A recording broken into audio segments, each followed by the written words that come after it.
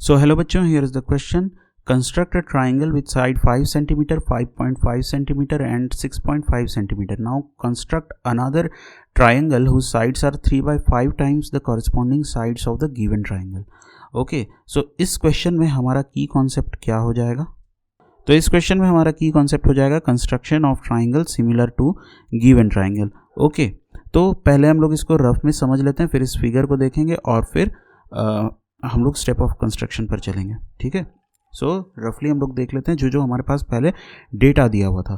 तो डेटा दिया हुआ था हम लोगों को triangle A B C draw करना है, जिसमें लेट अस से ए बी जो है, A B is equal to 5 centimetre है, A C is equal to 5.5 centimetre है और बी सी जो है वो 6.5 सेंटीमीटर है. ओके, और यहाँ पे स्केल फैक्टर दे रखा है. स्केल फैक्टर कितना है? 3/5. ठीक है, तो हम लोग यहाँ पे पहले रफली समझते हैं. पहले हम लोग एक बेस बनाते हैं. लेट से हम लोग ए बी को बेस मान रहे हैं, तो ये हो जाएगा A B and that is equal to 5 centimetre.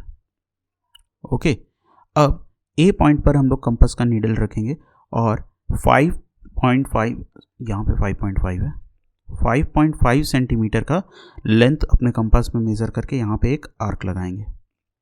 ठीक है, फिर बी पॉइंट पर कंपास का नीडल रखेंगे और 6.5 सेंटीमीटर का लेंथ मेज़र करके यहाँ पे आर्क लगाएंगे. और दोनों जिस पॉइंट पर कट कर रहा है उस पॉइंट को हम लोग सी कंसिडर करेंगे और दोनों पॉइंट से हम लोग जोड़ देंगे, मतलब ए पॉइंट और सी पॉइंट से जोड़ देंगे.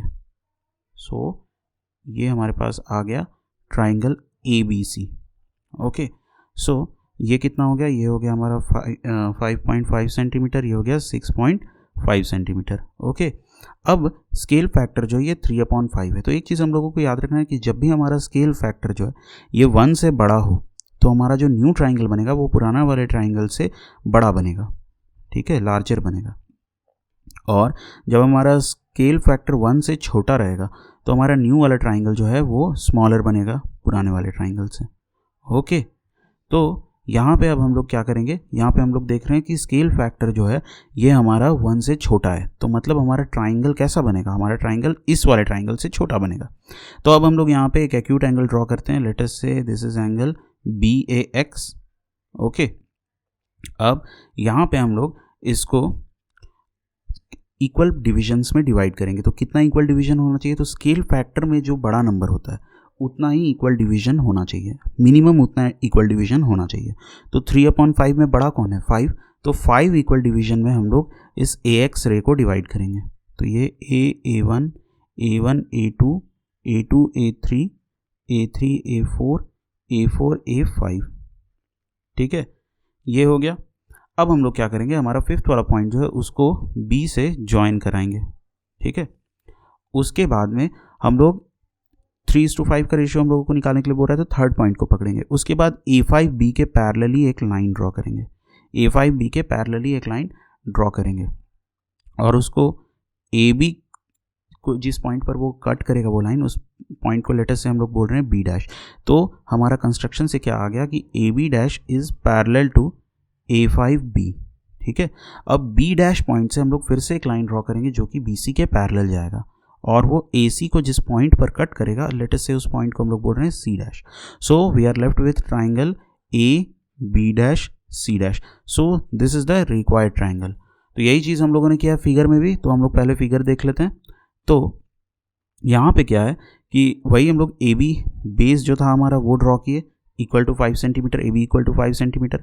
फिर यहाँ से कंपास का नीडल A पॉइंट पर रख करके एक आर्क यहाँ पे ड्रॉ किए, that is equal to 5.5 centimetre. फिर B पॉइंट पर कंपास का नीडल रख करके एक आर्क दूसरा ड्रॉ किया जो कि किसके इक्वल हो गया? 6.5 सेंटीमीटर का. और दोनों जिस पॉइंट पर कट किया वो पॉइंट C हो गया.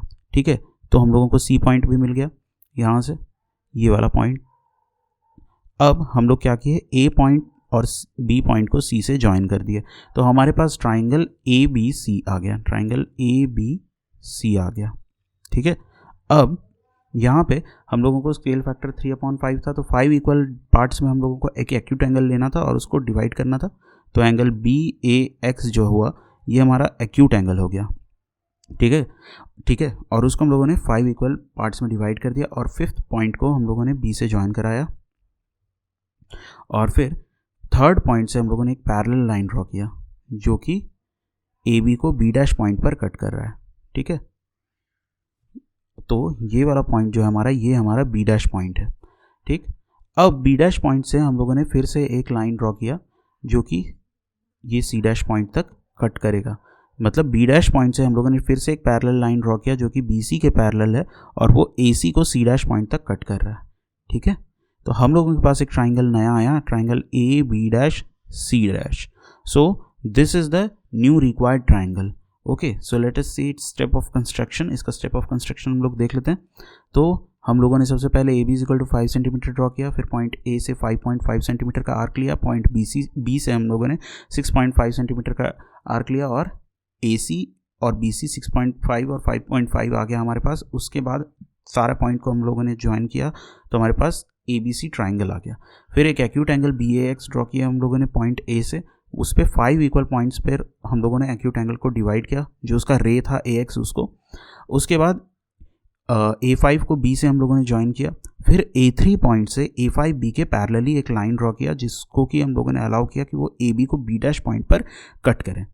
फिर B डैश पॉइंट से हम लोगों ने एक लाइन ड्रॉ किया जो कि BC के पैरेलली रहा और उसको हम लोगों ने अलाउ किया कि AC को C डैश पॉइंट पर कट करें। तो इस तरह से हमारे पास triangle A B dash C dash आया जो कि रिक्वायर्ड ट्राइंगल होगा। So this is how we'll do construction in this question. I hope you understood it well. Thank you and all the very best.